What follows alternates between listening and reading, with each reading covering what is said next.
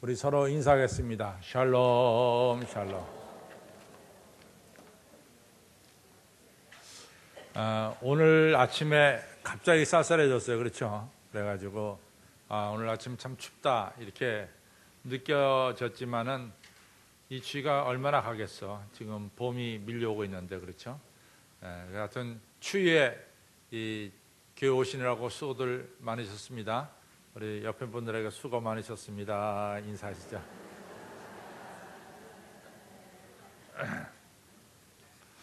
그 이솝 우화에 나온 얘기인데 여러분 뭐 다 아는 얘기지만도요. 그 개구리가 뛰어봤자 개구리죠. 그렇죠? 그래도 뭐 개구리가 이 짝짓기 위해서 안락기 위해서 뛰는 거 보면은 또 엄청나게 뛰긴 잘 뛰는 것 같아요.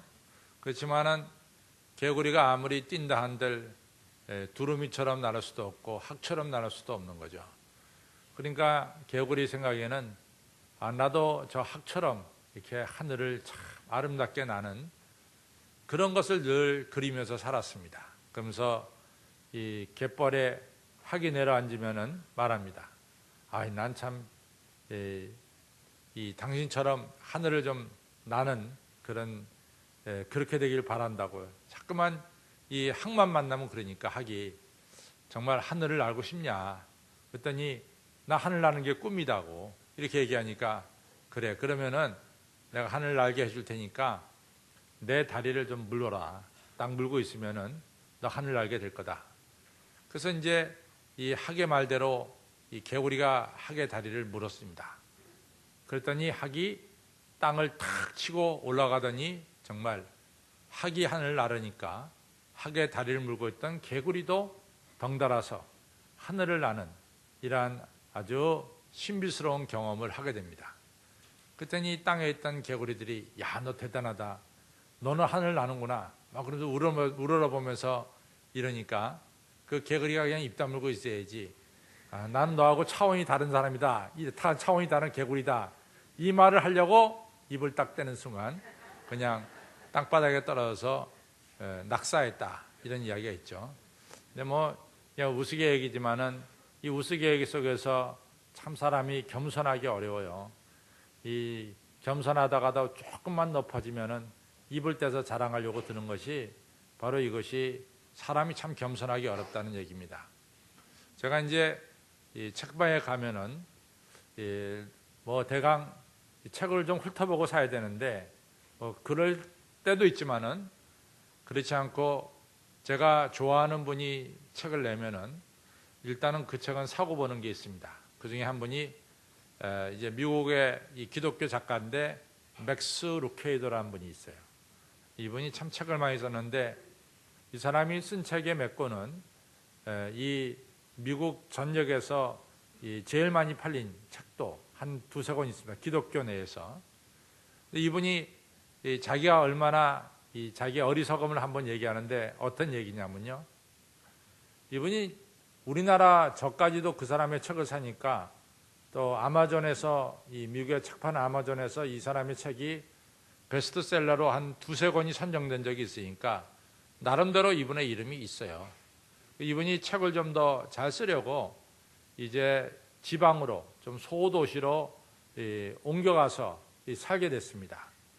그러니까 소도시에 사는데 뭐 사람들이 뭐 이 사람을 별로 맨 처음엔 못 알아볼 거 아니겠어요? 뭐 그러면서 이 사람은 책 쓰러 갔으니까 열심히 책을 쓰는데 어느 하루 아침에 이제 아침 먹으려고 식당에 갔는데 그날은 이상하게 식당 사람들이 자기를 보고 전부 다 쳐다보고 아는 척하는 것 같고 반갑게 대하는 것 같고 그러더래요. 그래서 자기 속으로 야, 이 사람들이 드디어 내 책을 읽어봤구나. 그래서 나를 이제야 그래도 유명한 작가로 알아보는구나. 뭐 이런 생각을 했었대요. 그 종업원도 뭐 자기 얼굴을 이렇게 쳐다보니까 이 종업원도 유명한 작가의 얼굴을 한 번 더 확인하려고 쳐다보는구나. 뭐 이런 생각을 했다는 거죠. 그래서 아침 먹고 나서 이제 자동차 타러 나가는데 차 타기 전에 화장실을 잠깐 들렸답니다. 그 화장실에 들어서는 순간 왜 사람들이 자기를 쳐다봤는지 그때서 자기가 확실하게 깨달았다는 거죠. 다름이 아니라 자기가 아침에 일어나서 샤워하고 면도를 하다가 여기다 이제 뱉다는 거죠. 여기 뱉는데 그 피가 나오니까 이 밴드에이드 반창고를 갖다가 거기다 붙였는데 그 반창고 한쪽이 떨어진 거야. 그 너덜너덜한 거라고, 리봉처럼. 근데 이 사람은 식당에 가서 사람들이 자기를 쳐다보니까 이 드디어 자기가 유명한 작가라는 걸 알아보고 쳐다보는 줄로 생각을 한 거죠. 근데 그게 아니라 이 사람아, 얼굴도 제대로 관수 못하는구나, 뭐 이렇게 쳐다본 건데 자기가 마치 유명한 작가를 알아보는 것처럼 이게 생각했다라고 그렇게 얘기합니다. 여러분, 참 여러분과 저가요, 이 겸손하기 어려워요. 정말 이 사순절기 안에 우리가 배워야 될 게 뭐냐? 예수님의 겸손을 배워야 되는데 이 겸손이 참 어렵습니다. 겸손한다고 마음을 먹다가도 조금만 옆에 사람이 칭찬해 주면 말이죠, 그거 새까맣게 잊어버리고 또 교만해져 갖고 자기 자랑하게 되고, 이런 것이 우리가 참 지키기 어려운 겸손이 아닌가, 이런 생각이 듭니다. 근데 성경을 보면은 하나님께서 말이죠, 이제 교만한 자를 그저 미워하고 싫어하는 것으로 끝나는 게 아니라 성경에 보면은 우리 하나님께서는 교만한 자를 아주 증오하고 몸서리치도록 싫어한다는 것을 알 수 있어요. 그 잠언서 8장에 보면은 내가 교만과 거만과 패역한 입술과 이런 것들을 내가 싫어한다, 아주 분명히 말씀하고 있습니다. 이 사무엘상 2장 3절에 다시는 네 입에 오만한 말을 하지 말아라, 아주 무섭게 말씀하고 있어요. 또 빌립보서 2장 3절엔 너희들이 하나님 할 때 절대로 다툼으로 하지 말고 허영으로 하지 말아라, 그러면서 사도 바울이 말씀하고 있고, 베드로는 베드로전서 5장 5절에 하나님은 교만한 자에게 틀림없이 은혜를 베푸시지만은 거만한 자를 하나님께서 대적한다. 겸손한 자에게 내가 하나님 은혜를 베푸지만은 교만한 자를 대적한다, 이렇게 분명히 말씀하고 있습니다. 또 여러분과 제가 외워야 될 말씀 중에 하나가 잠언서 16장 18절인데 교만은 패망의 선봉이고 거만은 넘어짐의 앞잡이다. 아주 너무나 분명하게 하나님께서 교만한 자를 증오하시고 몸서리치도록 싫어하신다는 것을 우리가 성경에서 볼 수가 있습니다. 제가 목요일마다 이제 어디 가서 말씀을 전하는 데가 있는데, 그 말씀을 전하는데 그날따라 어느 분이 저한테 질문을 하나 했어요. 목사님, 제가 좀 늘 궁금하던 게 하나 있는데 하나 질문해 보겠습니다. 그래서 하시라고 그러니까 이분이 뭘 질문하냐면 말이죠, 이제 그날은 우리가 이제 이 성경이 사실은 이 지대한 영향을 미쳤거든요. 인류 문명사에. 하여튼 지금도 우리나라 사람을 비롯해서 세계 모든 사람들 머릿속에는 이 성경의 영향을 안 받은 게 없습니다. 여러분들 예를 들어서 저 골리앗과의 싸움이다, 성경에서 나왔지 딴 데서 나왔어요? 이런 이야기들 다 성경에서 나온 이야기들을 많이 하죠. 근데 이분이 하는 얘기가, 그렇게 영국교회가 왕성했고 세계 선교를 위해서 영국교회가 수많은 선교사들을 파송했고, 또 네덜란드 교회도 그랬고, 또 20세기에 들어와서 독일교회가 정말 세계 교회 운동에 엄청나게 많은 영향을 미쳤습니다. 그런데 지금 독일, 영국, 네덜란드, 심지어 미국까지도 교회가 보면은 교회가 비고 있습니다. 그럼 목사님은 어떻게 생각하세요? 이렇게 얘기합니다. 왜 이렇게 교회가 빕니까? 근데 저는요, 교회가 비는 이유를 대라 한다면은 교회가 교만하면은 교회는 떠납니다. 교회가 교만해지기 시작하면은 그 교회에서 교인들은 떠나기 시작합니다. 그러나 교회가 겸손하게 우리가 하나님을 섬기면은 그 교회는 하나님께서 계속해서 들어쓰는 교회가 된다라고 하는 사실입니다. 교만한 자는 하나님 버리세요. 그러나 겸손한 자는 하나님이 들어 쓰십니다. 여러분들 1960년대, 저는 이 60년대, 70년대를 거치면서 한국의 장로교들이 저도 뭐 장로교 목사니까 제가 얘기해도 뭐 괜찮을 거라고 생각합니다. 한국의 장로교들이 아주 회개할 것이 있습니다. 사실은 이 교단마다 장로교, 감리교, 침례교, 뭐 성결교 뭐 이렇게 있지만도 이 교회 헌법이 조금 복잡한 교회 헌법이 어디 교회 헌법이냐? 장로교 교회 헌법이에요. 장로교 교회 헌법은 감리교나 침례교에 비해서 훨씬 더 좀 복잡합니다. 또 미국에서 이제 동부가 중심이 돼서 서부로 이같이 교회가 퍼져나갈 때, 중부 서부를 거쳐서 교회가 퍼져나갈 때 침례교나 감리교나 장로교가 다 중서부에 교회를 개척하면서 캘리포니아까지 교회를 개척하며 나갔습니다. 근데 확연하게 다른 것은 뭐냐? 이 장로교는 중서부에 교회를 개척하더라도 거기에 교인들이 모이더라도 이 신학대학 출신이 아니면은 이 설교를 하지 못하겠습니다.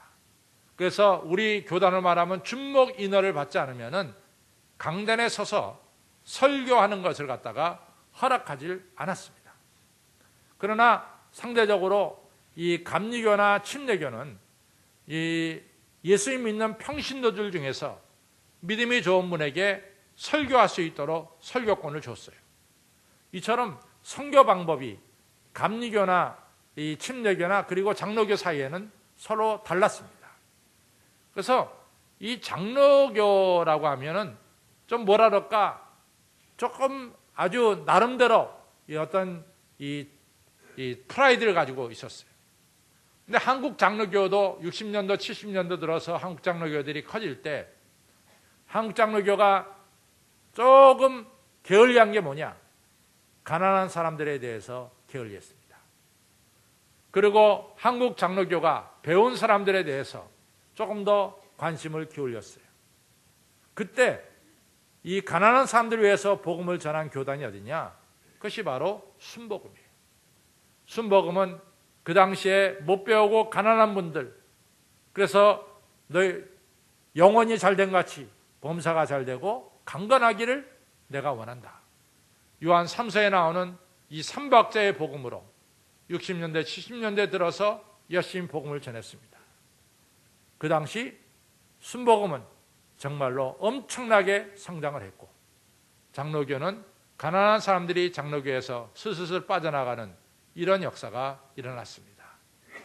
여러분, 왜 서구 교회들이 교인들이 비느냐?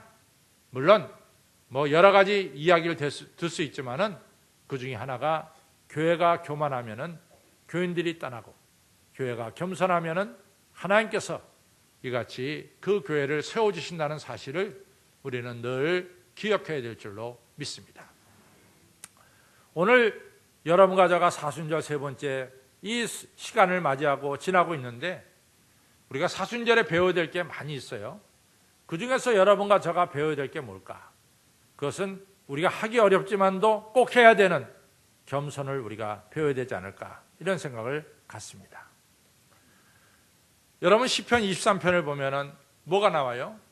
우리가 쉼을 얻었어요. 그렇죠? 여러분과 저의 영혼이 소생을 얻었습니다. 여러분과 저가 의로운 사람이 됐어요. 여러분과 저가 사망의 음침한 골짜기를 지날지라도 두렵지가 않아요.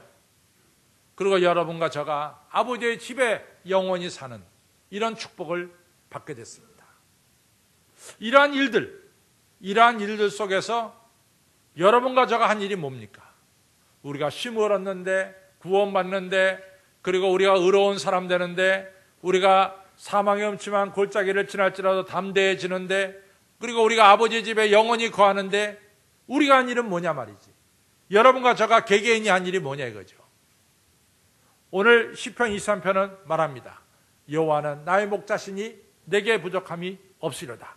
그가 나를 푸른 초장에 누이시며 쉴 만한 물가로 인도하시며 그리고 내 영혼을 그가 소생시키시고 자기 이름을 위하여 우리를 의의 길로 걸어가게 하시고 우리가 사망의 음침한 골짜기를 지날지라도 그가 그의 지팡이와 막대기로 우리를 안위하고 보호하시고 그가 우리를 아버지의 집에서 영원히 거하도록 인도하시는도다.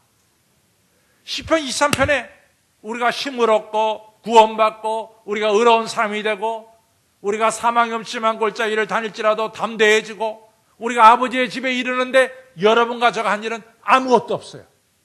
시편 23편 다 그가 하셨어. 그가 나를 푸른 초당 쉴만한 물가로, 그가 내 영혼을 소생시키시고, 그가 여러분과 저를 의로운 길로 가게 하시고, 다 그가 하셨어요. 이 얘기는 뭐냐? 오늘 여러분과 저가 이 자리에 있는 이 시간 우리가 잘할 건 없어요. 다 누가 했어요? 하나님이 하신 거예요. 다 하나님이 하신 거예요. 그러니까 우리가 교만해질 이유도 하나도 없고 우리가 우리 스스로를 자랑할 이유도 없다 그 말이에요. 왜냐? 다 하나님이 하셨기 때문에 그렇습니다. 여러분, 우리가 연말이나 때가 되면은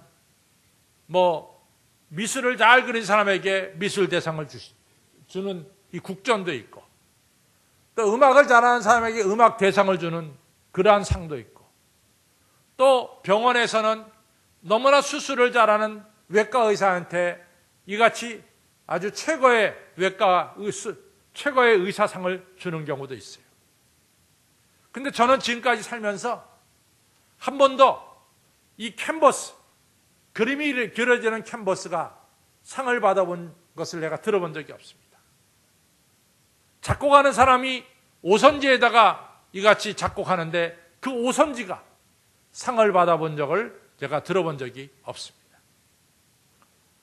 의사가 정말로 잘 드는 칼 메스를 가지고 수술하는데 그 칼이 너무 잘 든다고 그 칼이 상을 받아본 적을 제가 본 적이 없어요.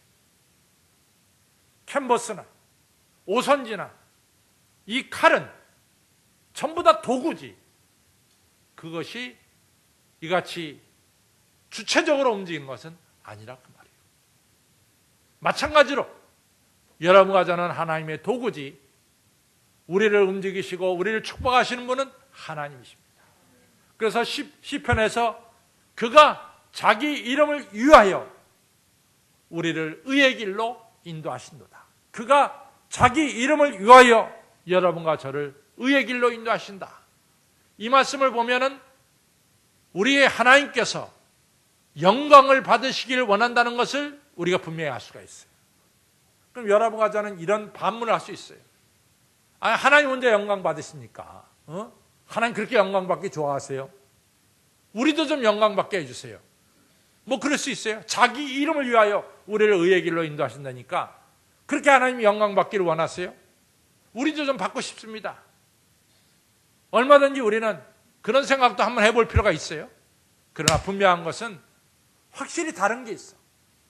하나님은 여러분과 저로부터 영광과 찬양과 존귀함을 받더라도 하나님은 변함이 없어.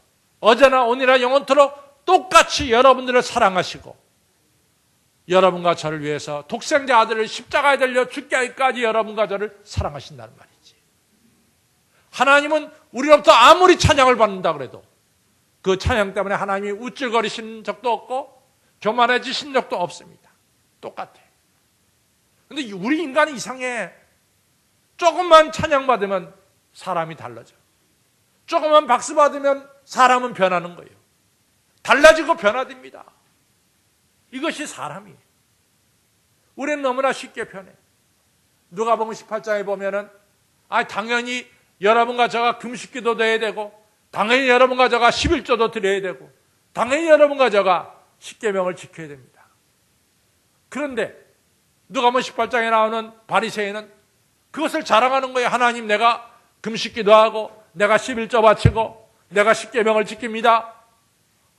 이러면서 자기를 자랑해요. 당연한 건데 말이지. 근데 세리는 가슴을 치면서 내가 너무나 죄가 많습니다. 제가 죄 때문에 주님의 얼굴을 감히 볼 수가 없습니다. 가슴을 치며 애통하며 회개합니다. 예수님께서 그것을 보시며 제자들에게 말합니다. 여러분들아, 누가 하나님께 의로움을 받은 줄 아냐? 11조하고 나 일에 2번 금식하고 당연히 할 것을 하는 걸 자랑하는 사람은 의롭다함을 받지 못하고 가슴을 치면서 회개하고 그리고 겸손하게 무릎 꿇는 저 세리가 하나님께로부터 의로움을 받았느니라 라고 말씀했습니다. 여러분, 성경이 분명히 말씀하고 있어요. 하나님은 겸손한 자에게 은혜를 베푸시지만은 교만한 자를 대적하십니다. 여러분과 저가 하나님께 뭐 자랑할 게 없어요. 우리는 다 하나님의 은혜로 오늘 이 자리, 이 시간 여러분과 저가 있다고 하는 사실을 기억하고 하나님께 영광을 돌리는 여러분과 저가 되기를 바랍니다. 여러분, 하나님은요, 교만한 자를 대적하세요. 우리가 다니엘서에 보면요, 느부갓네살 왕이 금시상을 만들었어요. 금상에게 소리나면 절하라 그랬어요. 그런데 꿈에 나타난 그 금신상, 자기가 만든 금상이 이 다듬지 않은 돌에 한번 맞으니까 가루처럼 부셔졌어요. 교만하니까 한 번에 넘어진 거예요. 느부갓네살 왕이 교만해지니까 밑에 부하들이 반란을 일으켰어요. 느부갓네살이 왕국에서 쫓겨났습니다. 들의 짐승처럼 소처럼 풀을 뜯어먹을 수밖에 없어. 먹을 것을 주는 사람이 없기 때문에, 자기를 받아주는 사람이 없기 때문에 누구 집에 가서 자지도 못해 밤새 이슬을 맞으면서 바깥에서 지내는 비참한 자리로 떨어졌어요. 이유가 뭐냐? 느부갓네살이 교만했기 때문에 쫓겨난 거예요. 느부갓네살 손잡벌 되는 벨사살 왕이라고 있어요. 벨사살 왕이요, 얼마나 교만한지 신전에다가 1000명의 귀인들을 불러다 놓고 뭐 잔뜩 잔치를 벌이는 거야. 술 마시고 춤추고 노는 거죠. 그러다가 이 벨사살 왕이 흥이 돋으니까, 야, 이스라엘 성전에서 가져온 기병들, 큰 기병을 가져와라. 하나님께 바치는 큰 기병들, 거기다 물건 담아서 바치는 큰 기병들 가져와라. 가져왔어요. 거기다 술 따라라. 하나님께 바치는 그릇에다가 술 따라서 저들이 지내기 시작했습니다. 한참 흥이 무르익 있는데 갑자기 한 손이 나타나서 저쪽 벽에다 글자를 하나 써는 거예요. 메네메네 데겔 우바르신. 벨사살이 깜짝 놀라서, 이게 도대체 뭐냐? 저게 뭐냐 도대체. 깜짝 놀랐습니다. 그때 다니엘이 와서 달아보고 재보니 당신은 이미 끝났어. 그 얘기. 달아보고 재보니 당신은 이미 끝났어. 당신이 너무 교만이 지나쳤어. 당신 할아버지가 교만했다가 쫓겨난 것도 당신 알면서 그렇게 교만할 수가 있어. 달아보고 재보니 이미 당신은 끝났다. 여러분, 그 유명한 바벨론 제국이 바로 그날 메대한테 멸망해서 역사 속에서 벨사살 왕 때 바벨론은 역사에서 끝이 나는 것을 우리가 역사에서 알 수가 있습니다. 하나님은 교만한 자를 대적하신다고 하는 사실. 저는 사무엘상 16장을 보면서 만감이 교차해요. 만감. 사무엘상 16장은 사울 왕이 내려앉는 장이요, 다윗이 들어서는 장입니다. 하나님께서 세운 사울 왕을 내려앉힐 때 하나님의 마음은 절대로 편하지 않았을 거예요. 사울 왕이 왜 내려앉습니까? 이유는 딱 하나야. 교만하기 시작했고 하나님 말씀을 불순종하기 시작했어요. 하나님은 교만한 자를 이같이 대적하시는 것을 볼 수가 있습니다. 그러나 여러분 보세요. 잠언 15장에 보면 34절에 뭐라고 했느냐? 하나님은 겸손한 자를 존귀하게 만들어 주신다. 겸손한 자에게 명예를 주시는 거예요. 하나님은 겸손한 자에게 지혜를 주신다. 하나님 겸손한 자에게 지혜를 주세요. 하나님 겸손한 자를 공의의 길로 이끌어 주신다. 공의의 길로 가게 하세요. 시편 149편에서는 하나님은 겸손한 자에게 구원을 주시는도다 라고 말씀하고 있어요.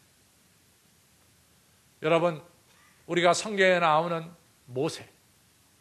모세만큼 하나님을 가까이서 본 사람이 어디 있습니까? 모세는 내가 얼굴과 얼굴을 대하여 아는 자다, 성경이 말씀하고 있어요. 모세가 그렇게 이같이 하나님께 가까이 보게 된 이유가 어디 있을까? 민수기 12장 3절에 있습니다. 이 지상의 어떤 사람보다 모세는 더 온유하고 겸손했다. 또 여러분, 사도 바울 한때는 기독교를 박해했죠. 그러나 사도 바울이 산층천 하나님 계신 곳을 바라보고 왔어요. 고린도후서 12장에 자기가 하나님 나라 보고 온 것을 이야기합니다. 사도 바울이 남이 보지 못하는 하나님 나라를 볼 수 있는 이런 축복받은 이유가 뭡니까? 사도 바울은 언제나 나는 죄인 중에 괴수입니다. 겸손했습니다. 여러분, 세례 요한이요, 예수님 만나고 뭐라 그랬어요? 예수님은 흥해야 되고 저는 쇠해야 됩니다. 예수님 영광을 받으셔야 되고 난 예수님의 신발자국도 내가 풀 수가 없습니다. 신끈도. 예수님께서 세례 요한에게 뭐라고 말합니까?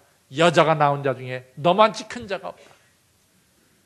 하나님은 교만한 자를 대적하시지만은 겸손한 자에게 은혜를 베풀어 주시는 하나님이심을 기억하시기를 바랍니다. 그래서 여러분과 제가 사순절을 지내는 동안 정말로 여러분과 제가 실천해야 될 일이 있다면 그것은 예수님의 겸손을 여러분과 저는 실천해야 될 줄로 믿습니다. 어떻게 하면 우리가 좀 더 겸손해질 수 있을까? 첫 번째로요, 우리는 사실을 나를 좀 정직하게 좀 봤으면 좋겠어요. 그것은 여러분들의 자존감을 낮추라는 얘기가 아닙니다. 우리가 하나님 주신 존귀한 인물이면 사실은 존귀한 인물이면 틀림이 없어요. 그러니까 정직하게 나를 봐야 돼요. 로마서 12장 3절에 뭐라고 말씀하냐면 사도 바울이 너희가 생각할 그 이상의 것은 생각하지 마라. 너희가 받은 그 분량의 이상의 것을 너희는 생각하지 말아라. 너희가 해야 될 일 잘하고 내가 맡겨진 일 잘해라. 너희가 마땅히 생각할 것 그 이상으로 생각하지 말아라. 그것이 바로 겸손해지는 비결이에요. 겸손해지는 비결이에요. 제가요, 여러분들하고 저하고 얘기할 때 저는 여러분들이 경제에 대해서 이야기할 때 나 별로 거기에 끼어들 생각이 없어요. 별로 끼어들 생각이 없어요. 왜? 여러분들이 저보다 경제, 정치는 훨씬 더 잘합니다. 제가 해야 될 일은 여러분과 여러분들에게 열심히 복음을 잘 전하는 일이 제가 해야 될 일이에요. 자기가 해야 될 것 이상으로 생각할 필요가 없어요. 그것이 겸손해지는 하나의 방법입니다. 또 하나 성경을 보면서 우리가 느껴지는 것은 꼭 성공한 자가 돼야 되겠다. 그 조금 우리가 한번 생각해 볼 필요가 있어요. 이 성경에 보니까요, 신명기 우리가 요즘 공부하는데 8장에 보니까 하나님이 이스라엘 백성들의 이런 얘기를 합니다. 너희들이 가나안 땅에 들어가서 집 얻고 포도원 얻고 소와 양을 가지고 있고 너희들이 은금이 많이 쌓여질 때 내가 참 걱정하는 게 있다. 너희가 하나님을 모른다 할까? 내가 심히 두렵다. 너희들이 모든 것을 다 가지고 있을 때 내가 두려운 게 있는데 그게 뭐냐? 모든 것을 주신 하나님을 모른다 할까? 두렵다. 참 성경 말씀은 너무나 분명해요. 솔로몬이 처음에 왕이 됐을 땐 너무 겸손했어. 그러나 솔로몬이 점점 더 이같이 교만해지기 시작하더니 하나님을 떠난 것을 우리가 알 수 있습니다. 우상을 섬기기 시작했어요. 우시야 왕이 처음에 왕이 될 때는 어려웠어요. 하나님 열심히 격려했어요.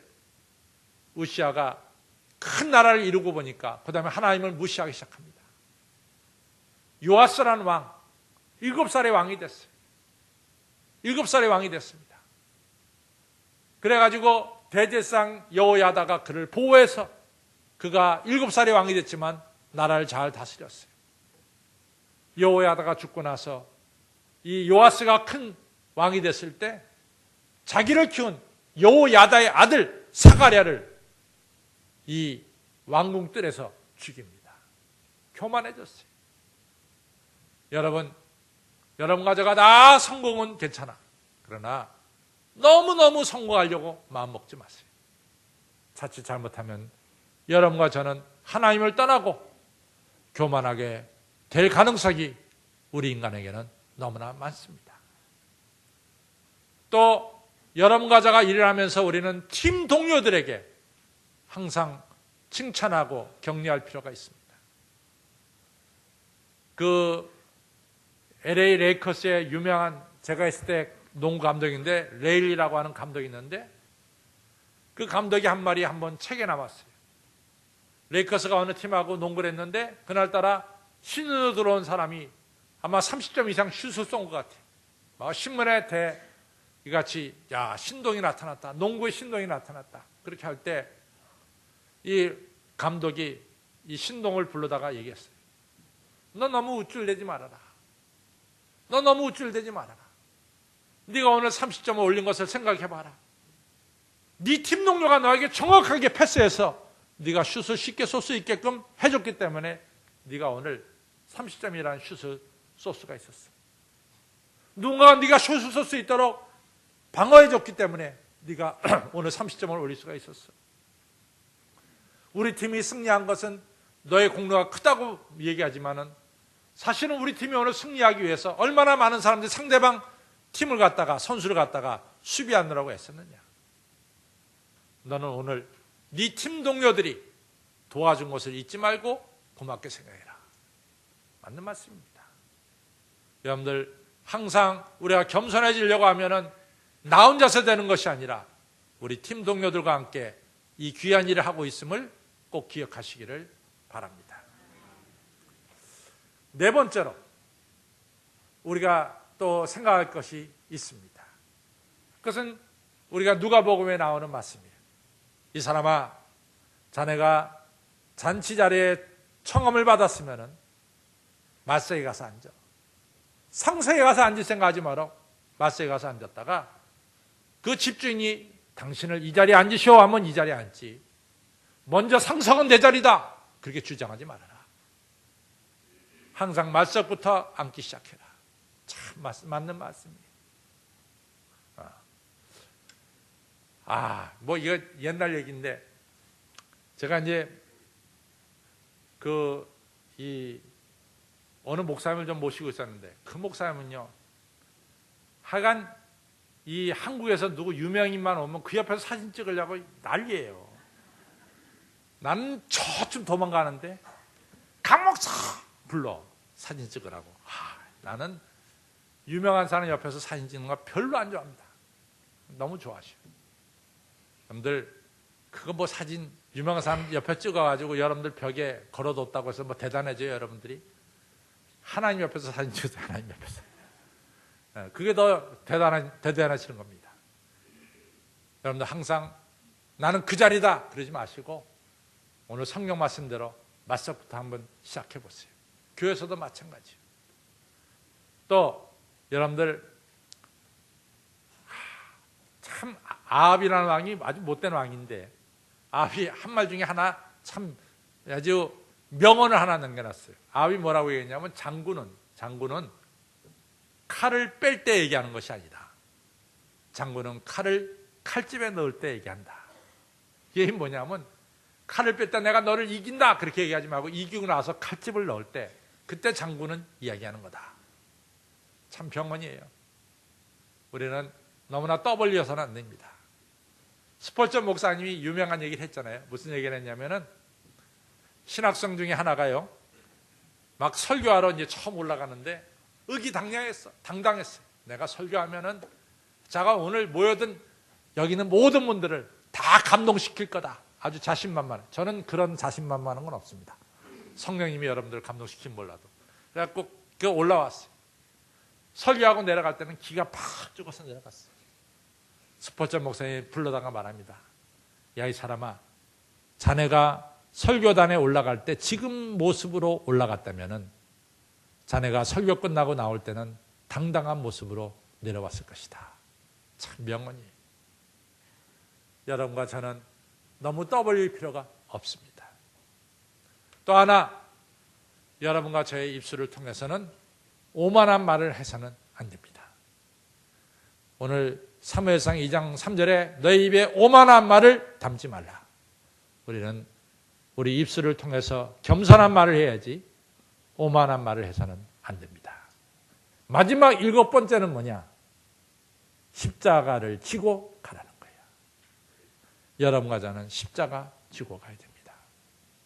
예수님께서 하나님의 아들인데 얼마나 낮아지셨어요. 십자가 지시면서 여러분과 저에게 겸손의 모범을 보여주셨습니다. 우리가 사순절 기간 그냥 일부러 사순절 지나는 게 아니라 한 가지만을 좀 실천하자 그 말이에요. 그게 뭐냐? 겸손입니다. 저 따라서 이번 사순절에 한 가지만이라도 실천합시다. 그것이 뭡니까? 겸손이야. 그것이 뭡니까? 겸손을 실천하는 이번 사순절이 되기를 주님의 이름으로 축원합니다. 기도하겠습니다. 하나님 아버지, 오늘 시편 23편을 통해서 보았듯이 내가 푸른 초장과 쉴만한 물가에 가서 쉬고 있는 것, 내가 내 영혼이 구원받는 것, 그리고 내가 의로운 사람이 되는 것, 어디 가든지 담대해지는 것, 그리고 내가 아버지 집에 거하는 것, 이 귀한 축복을 받는 데 있어서 내 스스로 한 일은 없습니다. 그가 나를 푸른 초장과 쉴만한 물가로 인도해 주셨고, 그가 내 영혼을 소생시켜 주셨고, 그가 자기 이름을 위하여 의의 길로 인도해 주셨고, 그가 내가 사망의 음침한 골짜기를 지날 때 지팡이와 막대기로 나를 지켜주셨고, 그가 나를 아버지의 집으로 인도하셔서 영원히 살게 해 주셨습니다. 우리가 누리고 있는 모든 축복은 하나부터 10개까지 다 나의 목자 되신 우리 하나님이 나에게 베풀어 주신 것임을 시편 23편을 통해서 다시 한번 깨닫습니다. 아버지 하나님이여, 이렇게 은혜 받은 저희들, 하나님께서 교만한 자를 증오하고 몸서리치도록 싫어하신다는 것을 깨닫고, 저희들 교만해지지 않도록 성령님 저희들을 붙들어 주시옵소서. 겸손하게 주님을 섬기는 저희들 되도록 성령님 인도하여 주시옵소서. 이번 사순절에 저희 모두 겸손을 배우는 사순절이 되도록 축복하여 주옵소서. 예수님 이름으로 감사하며 간절히 기도로 싸움나이다. 아멘.